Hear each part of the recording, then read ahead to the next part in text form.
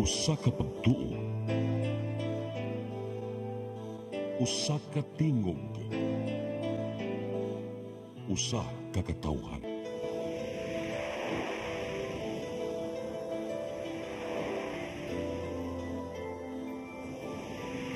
Cebu Catholic Television Network.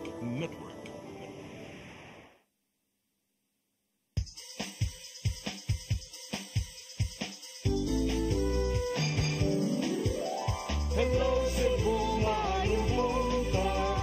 Nagsunta ang kahayag na nagsugid sa matuod, nadagan sa panghitabo. Hello Cebu, maayong buntag Pinoy.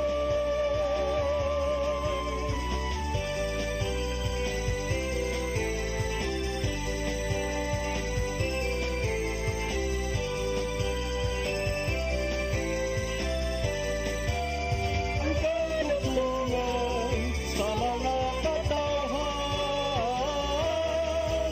Hello Cebu,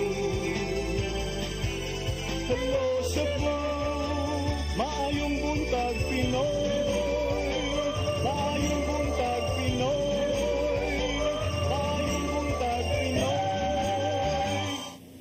Hello Cebu, maayong buntag Pinoy, adlaw karong Lunes, pitsa 23 sa buwan sa Disyembre 2024. Sangan sa kong partner nga si Attorney John Destacamento. Ako yung alagad sa kahanginan Malu Inocando Tabar. Uban ko hangtod sa alas 9 karong buntaga sa atong programang Hello Cebu, maayong buntag Pinoy. Atong gipaabot karon ang ato ang latest weather update gikan sa Pag-asa Mactan kay nakabasa ko murag over the weekend nga medyo makatagamtamtag mga pag-uwan-uwan. But while waiting for the official nga weather forecast, adi sa atong front pages sa mga pamantalaang lokal ug nasyonal atong sugdan sa Sunstar Daily. Sa Sunstar Daily, CCSC eyes 64 million pesos in additional repairs. Sa Super Balita sa Sunstar, SUV misungag sa dump truck, usa patay unom angol.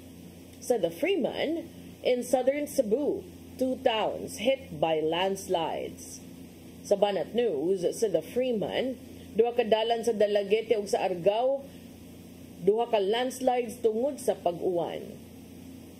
Sa Philippine Daily Inquirer, DSWD eyes adding 1.2 million poor households to 4Ps. Sa Philippine Star, House sets probe on PhilHealth funds. Sa Manila Bulletin, long passenger queue seen at ports and PITX. Ug sa Tempo, cowardly attack while executive's brother dies following ambush. Mao katong front pages sa mga pamantalaang lokal ug nasyonal sa atong pagbalik atong paningkamutan nga makakuha ta og weather update because Pag-asa Mactan ug tungod kay Lunes man ron mga paghisgot-hisgot, please stand by. Hello Cebu, maayong buntag Pinoy, maayong buntag Pinoy, maayong buntag Pinoy. Discover the beauty of the Philippines.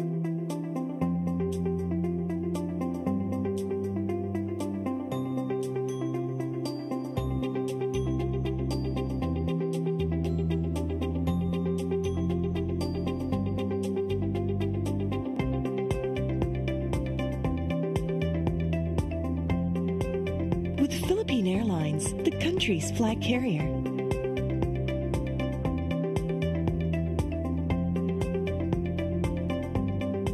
The airline that lets you feel the warmth of the nation.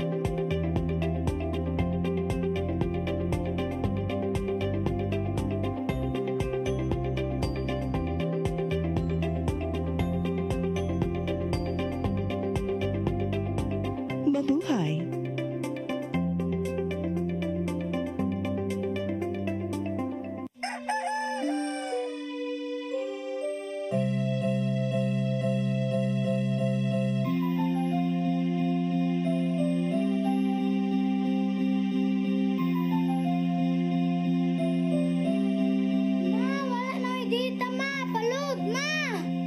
Sorry ma'am, na-late ko.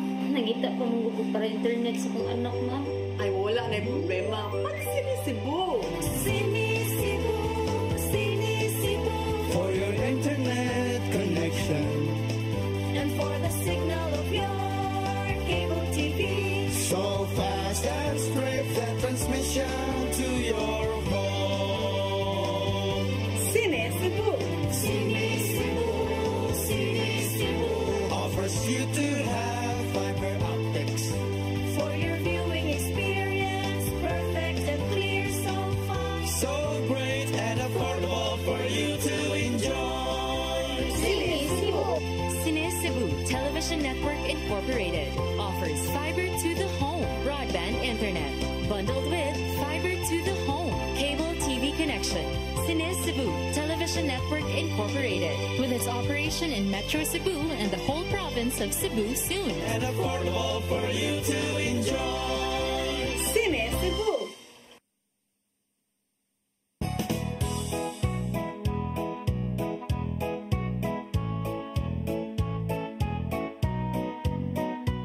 May the light of laughter, warmth of love, and joy of gratitude be with us all this coming holiday. I wish you all a joyful, happy, and enjoyable holiday. Challenges in life is always a blessing and an opportunity. Christmas is the time to get together, to long lost friends and relatives. Bonding is important in order for us to continue living happily. Mayong Pasko sa tanan o bulahang bagong tuig.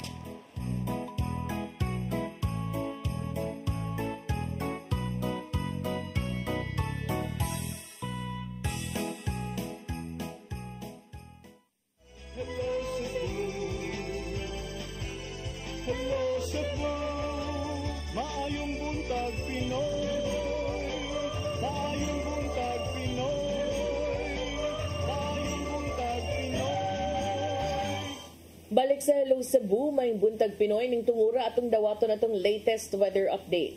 Gikis pag-asa Mactan, Sir Jomar Aclarino. Good morning. Yes ma'am, good morning sa tanan o sa atong tanang tigpaminaw kini itong latest weather update karong adlaw. Shoreline ang paday nakaapekto sa Southern Luzon o sa Visayas o kining amihan nakaapekto sa buong bahin sa Luzon. Atong weather condition sa Visayas, lakip na ang probinsya sa Cebu. Makasinati na medyo mapanganoron ngito na sa madag-umon na kalangitan ug na mga pag-ulan ug kini mga localized thunderstorms. Padayon ta mag-monitor sa atong mga gi-issue ng mga thunderstorm or rainfall advisories, lakip na ang color-coded na heavy rainfall warnings. Posible ang mga flash floods or landslides, ilabi na sa mga identified na mga vulnerable areas. Kasarangan nito na sa kusog na hangin masinati sa Visayas, kadagatan kasarangan nito na sa pagkabalorot, ug delikado kini ang mga gagmay kaayo ni sasakyang pandagat. Temperatura sa Cebu 26 to 32 degrees Celsius, haring adlaw mosalop alas 5:29 sa hapon, ang dagat mohunas alas 10:12 sa buntag, mutaob niya alas 5:09 sa hapon. Philippine Standard Time alas 8:17 sa buntag gikan diri sa Mactan, paga sa Visayas, DOST Jomar Aclarino. Sir Jomar.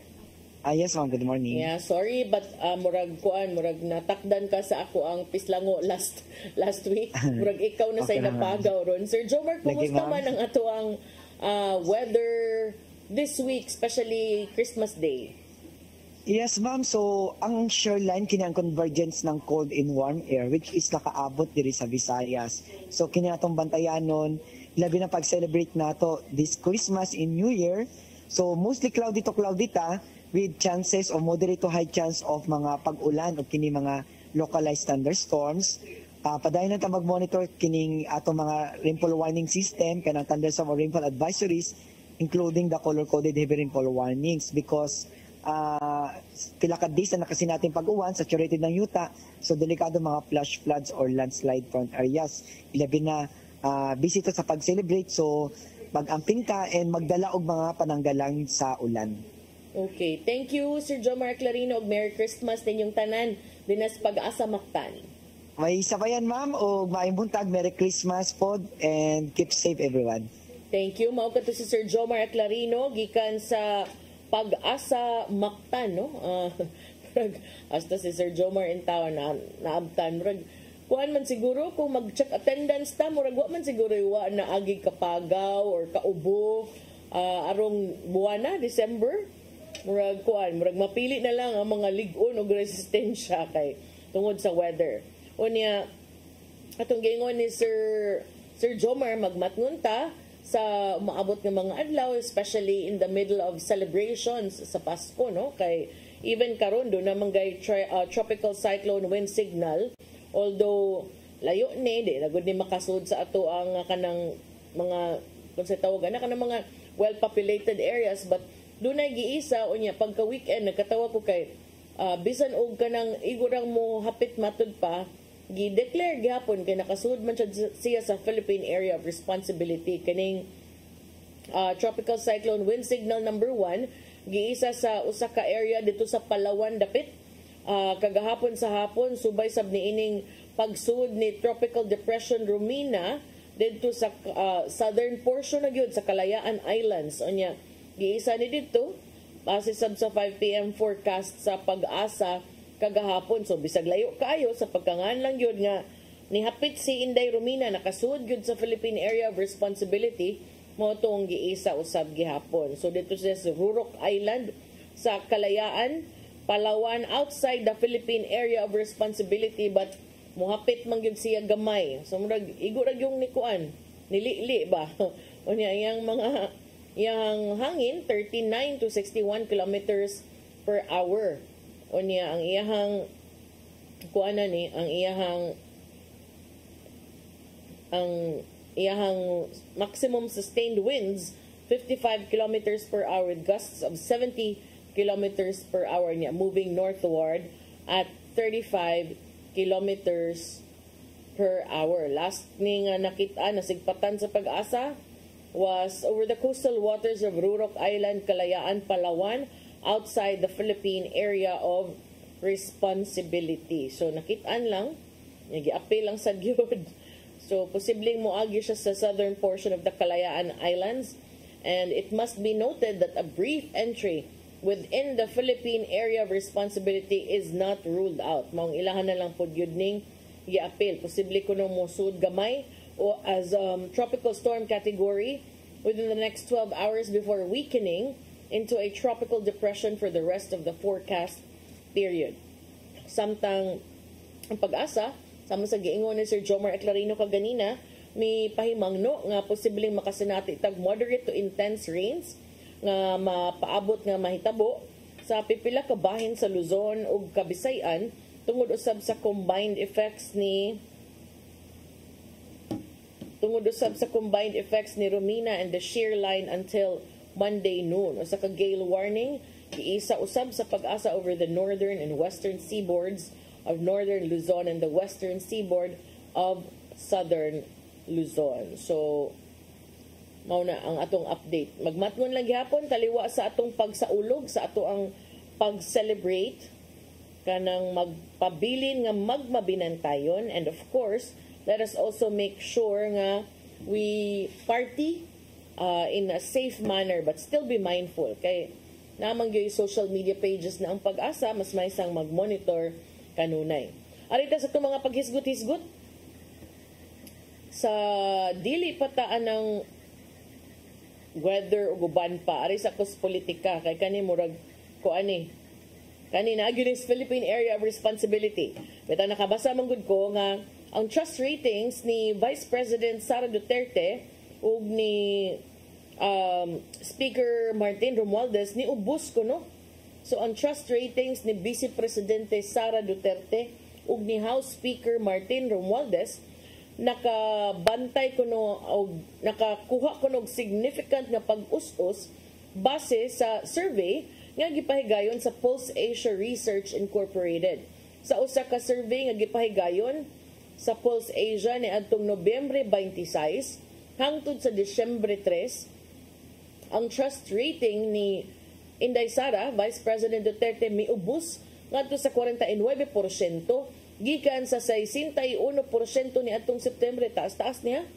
Ang trust ratings ni House Speaker Martin Romualdez niubos by 10 percentage points from 41% in September to 31%.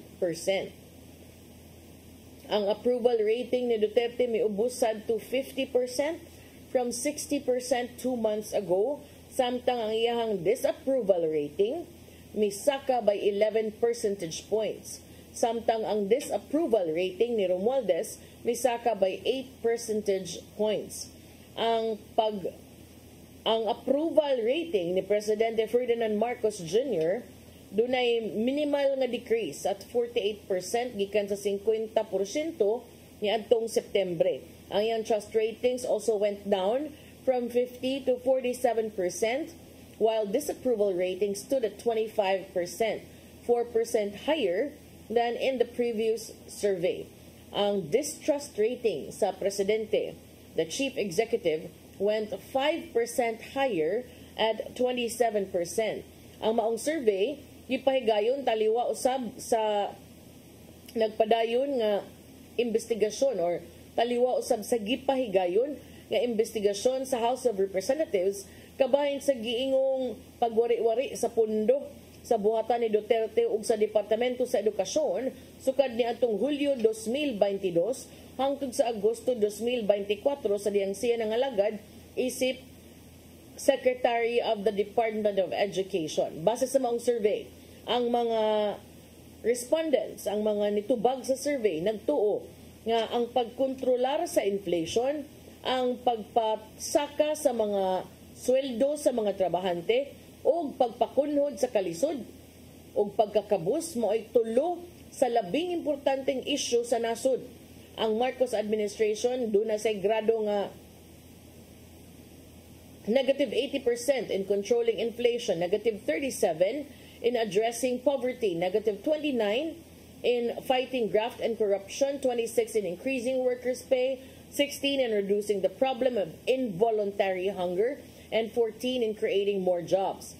Ang top 3 net approval score sa administrasyon nagikan sa pagpanalipod sa mga kaayuhan alang sa mga overseas Filipino workers at plus 51, pagresponde sa mga panginahanglan ni adto mga apektado sa kalamidad at 47, ug pagpanalipod sa integrity of the Philippine territory against foreigners at plus 34. So mo na ang latest numbers, samtang labang ta diri sa mga senador na punta kay duna sa inigawas karon murag ting survey siguro raw mga panahona, duna sa inigawas karon nga si Tulfo, daghan ra baning Tulfo, si ACT-CIS Representative Erwin Tulfo o kanhi Senador Vicente Tito Soto III nag-una sa mga senatorial preference. Ang gipahigayon gihapon sa Pulse Asia Research Incorporated. Base sa survey nga gipahigayon ni atong November 26 hangtod sa December 3 ning buwana, si Tulfo mo'y nakakuha og labing taas nga voter preference rating at 62.2%. Gisundan kini ni Soto with 59.1%. Ikatulo nga pwesto mao si Senator Christopher Bongo kinsa nakadawat og voter preference rating of 54.7%. Gisundan kini ni radio broadcaster Ben Tulfo with 52.7% rating. Ang ubang mga kandidato nga posible matud pa kung basihan lang ang maong survey, posibleng makakuha og Senate seat atol sa 2025 midterm elections base sa survey results. Naglakip kanila ni Senator Pia Cayetano, former Senator Manny Pacquiao, former Senator Panfilo Lacson, television host Willie Revillame, Senator Ramon Bong Revilla, Makati City Mayor Abby Binay, Senator Lito Lapid, Senator Amy Marcos, Senator Ronald Bato de la Rosa, and Las Piñas City Representative Camille Villar. Nagbunga yun ang mga ingat sa biyahe ni Representative Camille Villar. Around 2,400 adult Filipinos across the country participated in the survey. So ato nang kuanon, ato nang basihan karon, ikahuman na tanaw nato in the coming months na pod. Kaya naman po yan ay laing mga survey nga ipahigayon kung makasustenir ba sila or mausab ba or musaka ba ang ilahang ranking or mudahili mo us ba ang ilahang ranking usab sa umaabot nga mga buwan subay usab sa magkaduol o nagkaduol nga piniliay midterm elections. So break sa tagkadali sa atong pagbalik dugang mga paghisgot-hisgot kay namurag ni tingkag sa dakong dunggan atong front page nga murag gunahan ang DSWD nga punan pagyud ang mga beneficiaries sa 4Ps nga nagdaghan kay kwartang Pilipinas gyud. Sa atong pagbalik kuman sa pipila ka painumdom, please stand by. Hello Cebu, maayong buntag Pinoy, maayong buntag Pinoy, maayong buntag Pinoy. Discover the beauty of the Philippines.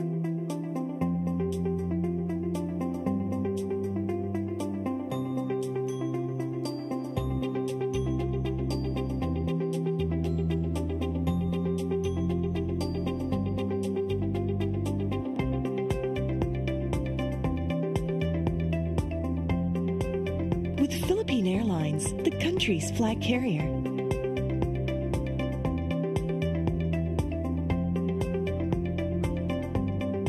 The airline that lets you feel the warmth of the nation.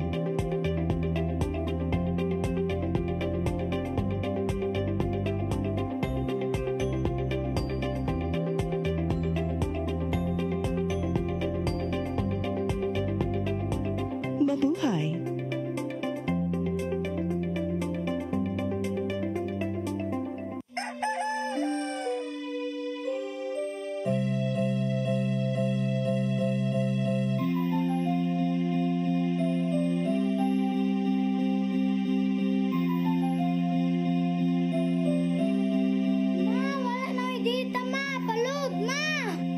Sorry ma'am, na-late ko.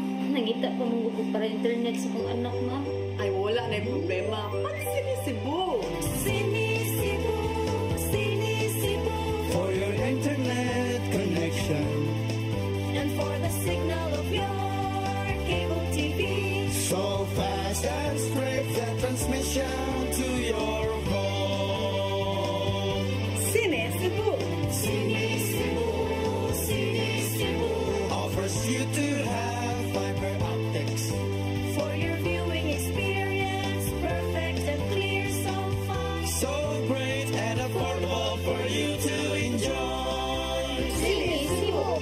Cine Cebu Television Network Incorporated offers fiber to the home broadband internet bundled with fiber to the home cable TV connection. Cine Cebu Television Network Incorporated with its operation in Metro Cebu and the whole province of Cebu soon. And affordable for you to enjoy. Sinisibo.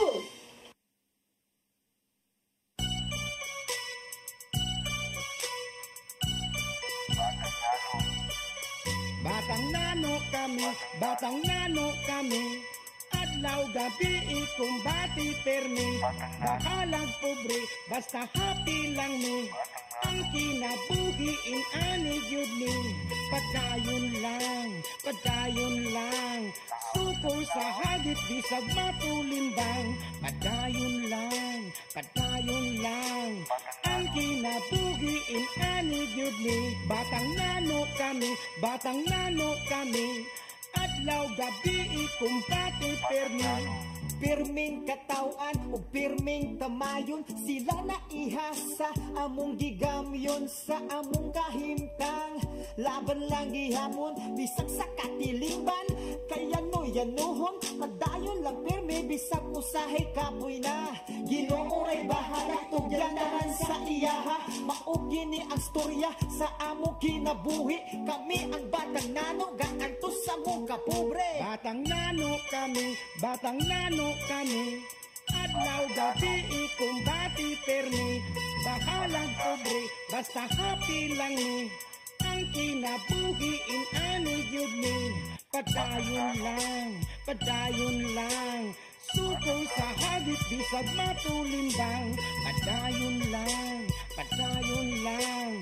ang kinabuhi inani gyud ni. Sa matag adlaw na pagsuway among ang kayanon, kinahanglan nga anaron among kaugalingon, maning kamot kada adlaw para lang na ay makaon. Mga kwarta lang gamay kami na magmalipayon, padayon lang perme bisag usahay kapoy na. Ginoo ray bahala itugyan tanan sa iya ha, mao kini ang storya sa among kinabuhi. Kami ang batang nano gaantos sa muka pobre. Batang nano kami, adlaw gabi ikumbati permi, bakalag pobre, basta happy lang ni, ang kinabuhi inani gyud ni.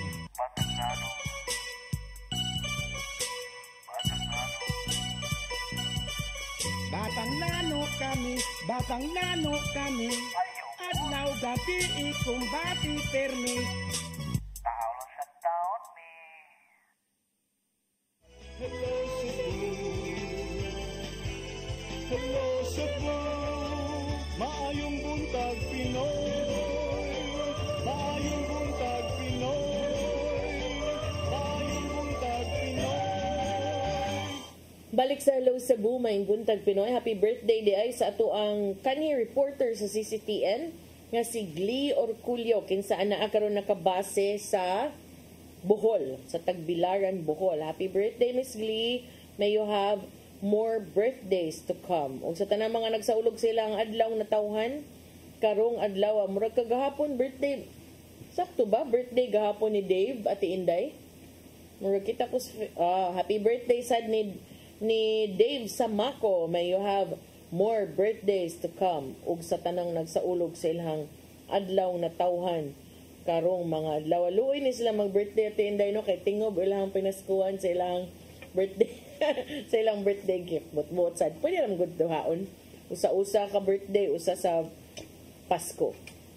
Sige, aritas dugang paghisgot-hisgot. Ato ning unahon kining DSWD. Kay na front page man ni karon nga ang DSWD naghuna-huna karon sa pagdugang og 1.2 million nga mga kabus nga mga households sa 4Ps. Ang Department of Social Welfare and Development is considering nga posibleng ipuno pa kining total of 1,184,768 households sa Pantawid Pamilyang Pilipino Program kon 4Ps. Kinamay gibutyag kagahapon sa tigpamaaba sa DSWD nga si Irene Dumlao, kinsa niingon nga more than 400,000 households had already qualified for the Conditional Cash Transfer Scheme, ang flagship anti-poverty program sa gobyerno. Matod ni Dumlao, ang 424,317 households were next in line to replace the beneficiaries kinsa bag-o lang ni-exit sa maong programa sa labing uwahing pugay tagumpay ceremony. Sila kunong tanan gi-validate base sa gikinahanglang gidaghanon nga pulihan. This is one of the highest numbers that we have validated so far because of the high number of beneficiaries that exited due to improved level of well-being and natural attrition. Base sa programa, base sa kriteria sa mga programa, ang usa ka household kinahanglang at or below the poverty threshold of its province to be eligible. Matod ni Dumlao nga ang DSWD nagamit kinig proxy means test, which is a statistical model that estimates the income of poor families according to variables such as family composition, education of family members, and access to basic services. Urban and rural poor incomes are estimated separately. Ang Philippine Statistics Authority adtong 2023 has reported that the poverty threshold was highest at 16,046 a month in Central Luzon, 15,713 in Metro Manila, and 15,457 in Calabarzon. The lowest was 12,241 pesos in Socsargen. Lakip sa kondisyon nga kinahanglang i-meet sa usa ka household is that it must have a family member who is 0 to 18 years old and or a pregnant member at the time of registration. If validated, this particular household will replace by next year the beneficiary that had graduated from the program according to Dumlao. Under the 4 Ps, ang matag household, matag panimalay, makadawat og 750 pesos kada buwan alang sa mga panginahanglanon sa panglawas, health needs, 300 pesos per child nga anaa sa elementary grade, 500 pesos for a child in junior high school, and 700 pesos per child in senior high school. A maximum of 3 children per household can qualify for the monthly payout for 10 months in a school year. Ang usa ka panimalay nga compliant sa maong mga requirements makadawat sad og monthly rice subsidy of 600 pesos. Sa Hulyo sa milabayng tuig, ang Social Welfare Secretary nga si Rex Gatchalian ni mando sa pag-reassess sa tanang 4-piece beneficiaries nga natumbok nga non-poor under the listahanan 3. Ang kamanduan ni Gatchalian may resulta sa pagka-reinstate of more than 700,000 beneficiaries who were removed from the list. Gilusad ni atong 2008 and institutionalized by Republic Act No. 11-310 ni atong 2019. Ang 4Ps mao kining National Poverty Reduction Strategy and Human Capital Investment Program sa gobyerno. Naghatag kini cash aid sa mga kabus ng mga panimalay for a maximum of 7 years to improve children's health, nutrition, and education. Niadtong Pebrero ang DSWD miingon nga kapin 700,000 o more than 700,000 of the 4.4 million 4-piece beneficiaries have graduated from the program. Sa maong gidaghanon, matud ni Gatchalian, 65% or 482,000 were due to self-sufficiency, while 34% or 248,000 graduated because of natural attrition. Gawas sa pagkabut nining 7-year limit or the self-sufficient level, there are several other ways that beneficiaries may exit or be removed from the program. One is when the last child being monitored in the household reaches 18 years old or nakahuman na sa high school. Another is the voluntary withdrawal from the program. Program violations or offenses would result in either penalties or removal from the program. According to the 2024 first quarter report of the DSWD, ang 4-piece program nakaserbisyo nag 6.4 milyones ka mga kabus nga mga panimalay or households nationwide, sukad kini gisugdan. Sa katapusang bahin sa Marso, ang programa padayon pang nagserbisyo sa 4.4 milyones ka mga aktibong household beneficiaries sa 41,746 or 41,746 barangays in all 148 cities and 1,485 municipalities across 82 provinces nationwide. Niadtong Oktubre, ang DSWD niingon nga nagpaabot sila tugang 500,000 or 500,000 household beneficiaries of the 4Ps to graduate from the program by the end of 2024. So karong mga panahon na, ang mga household nga nakagraduar sa 4Ps i-endorso na sa ilahang local governments for other assistance such as the Sustainable Livelihood Program. Matod ni Dumlao, ang kasamtangang target number sa household beneficiaries was 4.4 million. The number of households whose level of well-being had improved from survival to subsistence to self-sufficiency would be replaced to stay on target. So, klaro ni nga, igo rang ipuli sa mabakante nga gidaghanon. But, for me sad, ano sa amang gidaita kutob magsigig panghatag ani murag wa batay ka ng other means usab nga katong nagka-waiting moabot sad ang panahon nga matagaan sad sila opportunity to thrive in their areas nga dili lang magpaabot ba sa kaning 4P. So Samtang wa pa sila nakasud kay puno na baka ang slots. Giunsa sa nilag kabuhi. Kanang sometimes mag-wonder lang ko ba kung giunsa sa nila, and kaning mga nakagraduate sa programa, are they really self-sufficient na? And kanang what happens if mobalik sila grabing kalisod or mobalhin ra sad sila laing form of assistance nga ihatag sa gihapon sa gobyerno ngadto kanila. I'm hoping though na moabot ang panahon murabag kung kuan pa in a perfect world. I'm hoping nga moabot ang panahon nga wala na tayo untay beneficiary sa 4Ps kay ingon ana na gyud ka nindot ang improvement sa kinabuhi sa matag Pilipino sa nasod. So we could only hope no nga unta moabot ng panahon na kay it also means better lives unta sa ato ang mga kaigsuonang Pilipino. So arita sa dugang mga hisgutanan human aning DSWD og 4Ps arita sa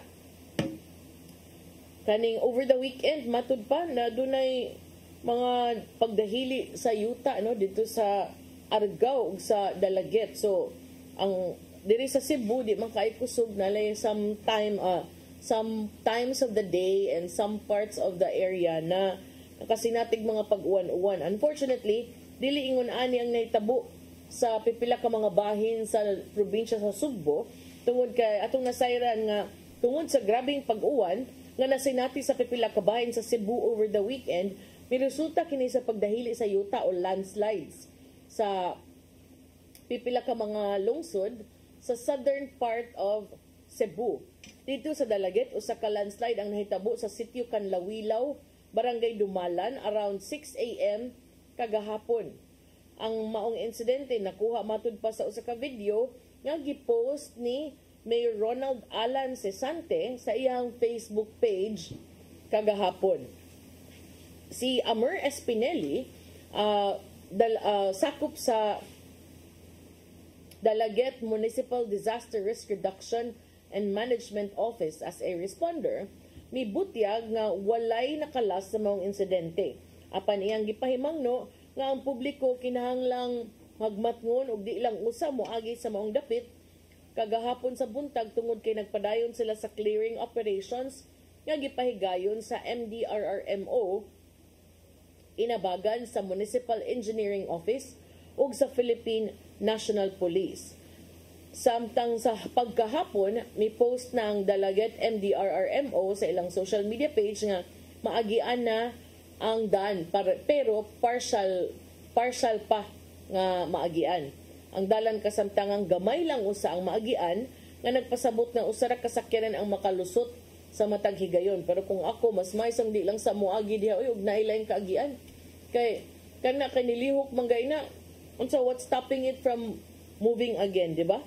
Matud ni Espinelli nga kini maong dapit gimarkahan na kini kaniadto isip o giila na kini kaniadto isip landslide prone area tungod kay dunay mga panahon nga kumukusog ang uwan or dunay pag-uwan mumugna dayon kinig mga minor landslides. Matud ni Espinelli nga gimark na kini nga high risk sa landslide diring dapita. Mauna ang pinaka high risk for landslide diha. Sige na mag-landslide. Sa landslide nga part walay mga nagpuyo pero sa unahan gamay. Matud ni Espinelli nga ang local government unit mi advice na sa mga residente nga duol sa maong dapit nga mamakwit tungod kay peligroso o risgo sa mga higayon nga dunay insidente sama sa landslide nga mahitabo dinhang dapita. Samtang sa Argao, ang sagunson nga pag-uwan over the weekend, may resulta usab nga usa ka bahin sa dalan nga nagsumpay sa barangay Panadtaran, Katang ug Usmad ni collapse kini kagahapon sa buntag. Si Joel Orbeta, ang Command Center Supervisor sa Argao Municipal Disaster Risk Reduction and Management Office, niingon nga ang pag-uwan nakapahumok sa yuta nga padayong nilihok hangtod even kagabi. Matud ni Orbeta nga samtang walay nang angol sa maong insidente, ang mga motorista gitambagan usab nga mogamit lang sa og lain nga dalan alang sa ilang kaluwasan kay kalain ani moagi ka ani mukalit pa lang sa lihok na pod. Tungod ra gyud sa pag-uwan, wala pa gay linog ha. Inana na epekto. Unsa pa ka og naay kanang movement gyud sa yuta. So kani movement sa yuta tungod sa pagkahumok, tungod sa pag-uwan. Ingon ani ang epekto. So mao na giingon nga magmatngon lang gyud sa pag-agi or mas maayo kung nailain kaagian di na lang moagi dinang dapita para luwas. Walay casualty matud pa kay wala may balay dinhang dapita, mingaw na siya diha. Giawhag usab ang mga driver nga mo detour ikan sa usmad ngadto sa Katang aron malikayan nga moagi sa apektado nga dapit. Bahalag mo tuyok basta safety lang. Total naamsag kunoy luwas nga rota, i-reroute lang sa kuno sila. Ang landslide area kabahin kini sa main road nga gibanaban ng 6.8 kilometros gikan sa highway, with Katang and Usmad being the most affected by the landslide. Matod ni Orbeta nga sa sayong bahin kagahapon sa buntag, minus pa ang paglihok sa yuta. Apan pag alas 7:14 sa buntag, ni-intensify ang maong landslide. Ang landslide na namugna matud pa tungod sa uwan. Bisan pa kunog dili kusog ang uwan, apan padayon kini og way hunong-hunong maong nihumok ang yuta. Ug tungod kay matud pa ang yuta, nagsigi gihapon og lihok tungod sa padayong pag-uwan, wala lang sa ipaagion sa maong dapit. We are still monitoring the status and asking updates from barangay tanods at the area. Subay nini nanawagan sad sila og tabang sa Sebeco o Cebu Electric Cooperative tungod sa posibilidad nga matumba kaning punuan sa lubi. Unya maigo ang main post sa power line nga naa nahimutang sa dapit diin naglihok pod ang yuta.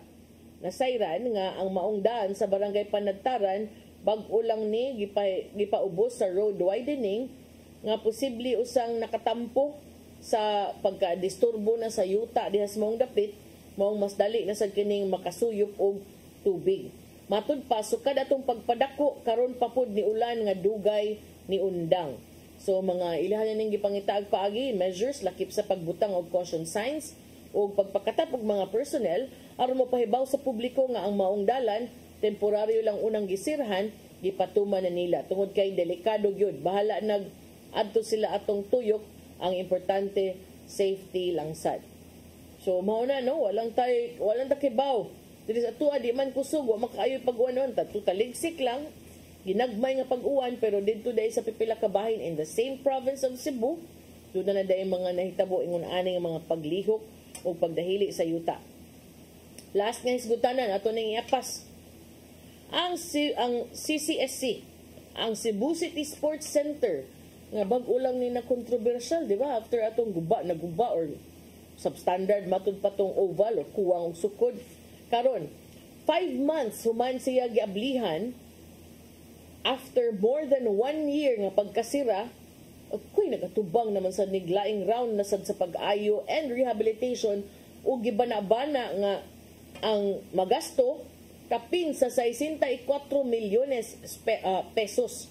Ato sa regular session sa Cebu City Council ni adtong Disyembre 18 last week, si Konsehal Jerry Guardo mi-introduce og resolusyon nga nag-authorize sa mayor sa pagpirma og kasabutan with Quirante Construction Corporation for the rehabilitation of the Cebu City Sports Center's multipurpose building, grandstand, and swimming pool area with an estimated cost of 64,891,888. Ang maong pundo magikan sa annual share sa Philippine Amusement and Gaming Corporation. San pag-asa nagikan konsehal, magdako ram kay na konsehal niya, bag-o ra biya tanan nira, bag-o pagita ni ngabli kay 1 year na nira kay giayo. Pero pipila ka mga konsehal ni tingog ni padayag sa ilang kabalaka nga nganong mauni nga resolution, considering nga bag-o ra man taw ni giayo gi-rehabilitate ang CCSC niadtong May 2023 agig suporta sa hosting bid para sa 2024 palarong pabansa. Si Councilor Nestor Archibal ni request ni Guardo nga i-defer ang approval sa maong resolusyon and instead asked for an executive session. Samtang si Konsehal Joy Pesquera ug James Anthony Cuenco niuyon usab sa lakang ni Archival to request for an executive session. Kining maong executive session gischedule karong January 16, sunod tuig, o giimbitar niini ang head sa Department of Engineering and Public Works, mga representante sa Kirante Construction Corporation, mga empleyado nga responsable sa paghimo sa Program of Works and Estimates kung POE ug ang CCSC Management. Si Archival ni request sa maong mga concerned departments nga muduso sa ilang mga plano sa iyang buhatan days before the executive session.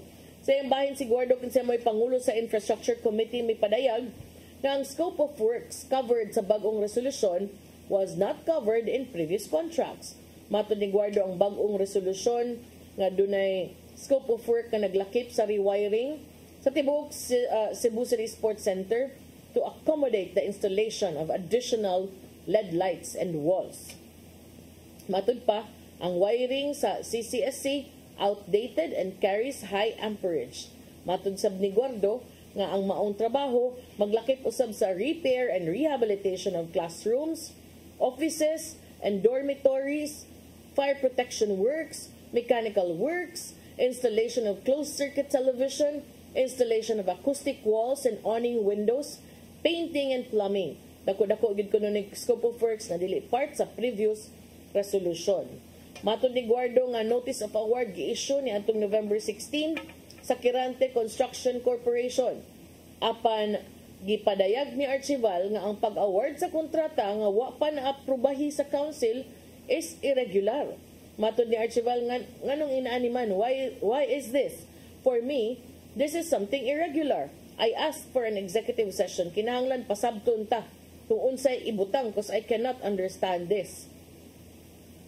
Samtang si Archival nanawagan og executive session, si Cuenco mipadayag nga di siya komportable anang i-award ang kontrata ngadto sa kontraktor.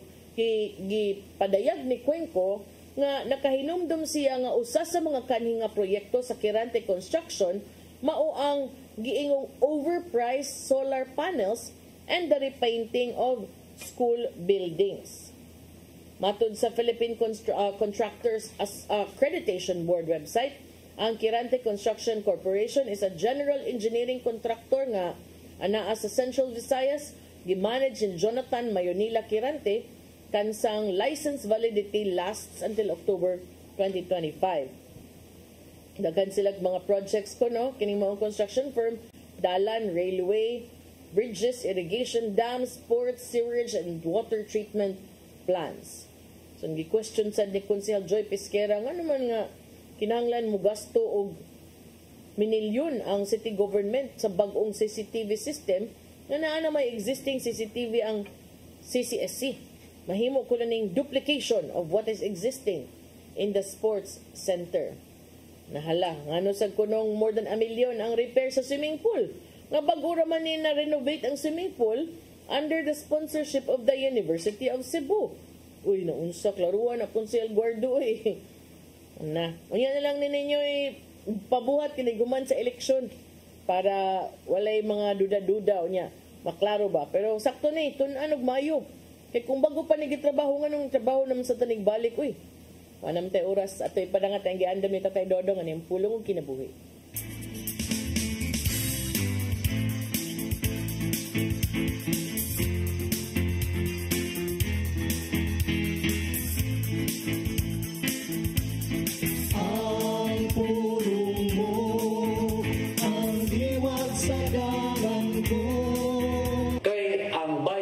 Pagpakasala mo ang kamatayon ug ang gasa sa Dios mo ang kinabuhi way katapusan nga na kang Kristo Jesus atong Ginoo. Roma 6:23. Tungod kay kita makasasala sa pagkatao pa lang nato gikan sa sabakan sa tunginahan kita naisip ng mga patay. Sa Salmo 58:3 nagingon, ang mga dautan, nagpabiling dautan sa tibok nilang kinabuhi. Bakakon sila, sukat silang pagkatao. Mabot kita dinhi sa kalibutan nga namatay sa atong mga sala o sa atong pagkinabuhi. Gipasagda nato ang sala nga magpabilin ka nato. Tungod niini, huwag katarungan nga kita makapuyo sa kinabuhing dayon uban sa Ginoo. Kay wala man kita'y buhat nga makahimo natong takos alang nini. Apan salamat sa Ginoo tungod sa iyang dakong gugma kanato, iyang giula ang iyang kinabuhi aron kita mabuhi diha kaniya. Walay si bisan unsa nga makatugkad nini maong misteryo. Dili kita takos ug igo lamang kita sa pag-ingon, Ginoo, salamat kayo sa imong gibuhat alang kanato. Usa kini katalagsaong grasya. Mga igsoon, mo kini ang ulong nga naghatag kanato kinabuhi karong adlaw. Magampo kita. Lang ito naman, ang imong gasa way makatapong sa kabililhon nini. Ginoong Hesus, imong gihatag imong kinabuhi aron ako mabuhi. Daghang salamat sa imong gibuhat alang sa among kaluwasan. Amen. Ang samahan sa Anak ng Espiritu Santo. Ang pulong mo, ang diwag sa dalang ko. Pulong kinabuhi ni Tatay Dodong Limshua mo nagtapos sa atong tulumanon. Daghang salamat sa Philippine Airlines. Thank you, Archbishop Jose Palma. Nanay Dayan ng Tatay Dodong Limshua, thank you. Sir Dennis Tabar, salamat. At mga kaubanan sa TOC, Sir Robert, Miss Inday, Sir Matmat, Miss Mabel, Miss Joanne. Sa newsroom, Sir Michael, Sir Del, Sir Raymond, Sir Bruce. Ug diri sa studio, si Ferdy.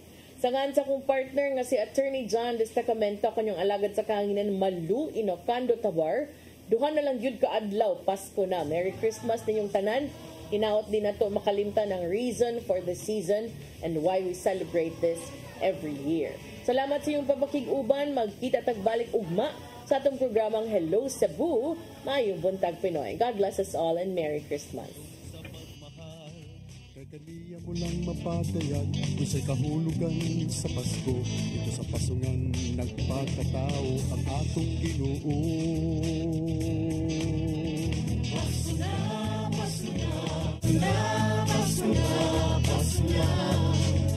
Magbulan kita sa Bangawi, umanin sa kapala sa pagkiyay, sa puso natin ginano. Paso na, paso na, paso na. Gugma ang angay na itong paambi,